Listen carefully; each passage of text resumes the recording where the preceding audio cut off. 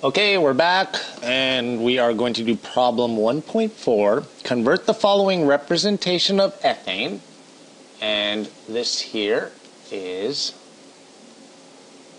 ethane.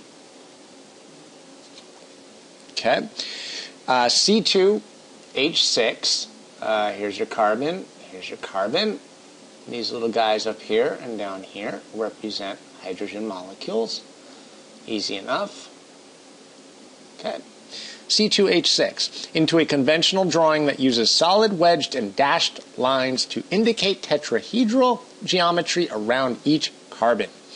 Now, this is quite easy actually. What we want to do whenever you draw something like this in a 3-dimension, you basically want to make sure you have one of each of the following.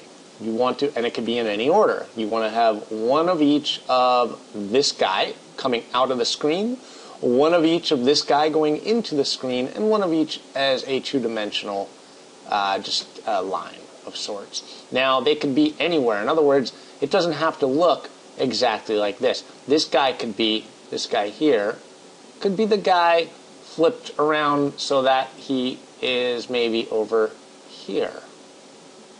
Doesn't really matter.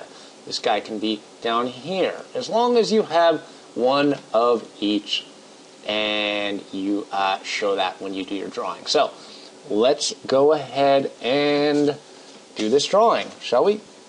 We've got ourselves a carbon and we have another carbon. We've got two carbons that they are held together by a single bond, which, by the way, is a sigma bond. Remember that. And we have 6 hydrogens, 3 on each. Okay. By the way, if you're interested, throw this out there, this would be, in terms of the geometry, this would actually be, I'm going to go with, well, normally it's about a 120. Is that correct? No, I'm sorry, my bad. It's more of a 109 because you've got 2 carbons. It's tetrahedral, but it's not, is it? It's a little bit, I believe it's a little bit less than 109 because these carbons are spread out. But I just wanted to throw that in there. Anyways, here we go. Let's go ahead and draw this. We've got ourselves this hydrogen, solid. This guy is coming out of the page. We've got one hydrogen staying in, or the same plane, just a line here. And then we've got, let's say, this guy. If you can do that. I can't quite do it the way it should look, but you get the picture. And now let's go ahead and do this side. Same thing there. Let's go ahead and draw that there.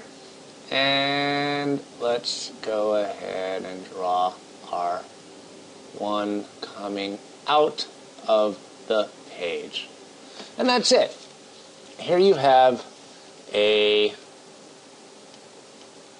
one more attempt at that H. Okay, here you have a tetrahedral ethane molecule, and it doesn't look all that bad. Now, you could have drawn it so that the